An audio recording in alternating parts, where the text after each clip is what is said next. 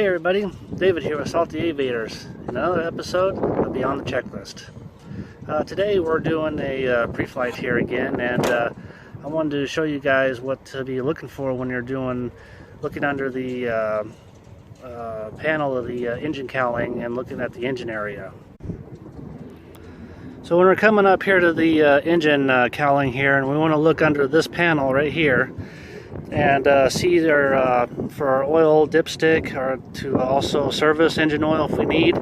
So we just unlatch these two little latches here, and of course every airplane is designed a little different. We just open up this panel here. Obviously sometimes you have to hold it because if it's windy or not, so it doesn't slam you back in the face or on your hands. But obviously if you can see it, hopefully you guys can see this. Maybe we'll get down inside here.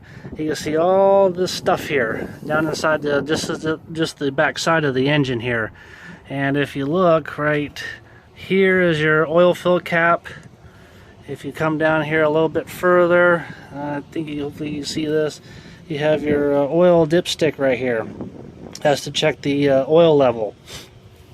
Obviously you check that, and then of course you do, fill if you need to fill. But what I do is I actually, after checking it, I've already checked this earlier, but I'll push down on it, make sure it's down in there tight. I'll twist the fill cap tight, make sure it's tight, and then I just do an extra long look in here. The longer you look at the engine area, the better. Make sure there's nothing loose in here, no wirings. Look all the way back under there, back inside. Make sure that none of these air conditioning hoses or anything is disconnected. I found these disconnected before. I found other stuff in here loose, or not really missing, but just loose. Sometimes on some other airplanes there's like rubber seals that will sit up here along the cowling area and the door, and I've found those loose and actually just falling and laying down in the bottom down in here. So this is the main part of the airplane, so you take extra precaution here. Besides that, we'll come over here to the front real quick and look down inside here. I look down inside there, look at all these lines for your cylinders here. This is your cylinder right here. On some other airplanes there'll be a belt that runs through here for your prop, and I'll actually take my finger and wrap my finger around that belt, and I'll grab and pull a hold of that belt to see if it's nice and taut and tight. That's another thing you don't want to make sure that it's not busted, and make sure that that belt is not frayed or anything like that. This airplane doesn't have one of those, but other ones do. So that's another thing you should be looking for.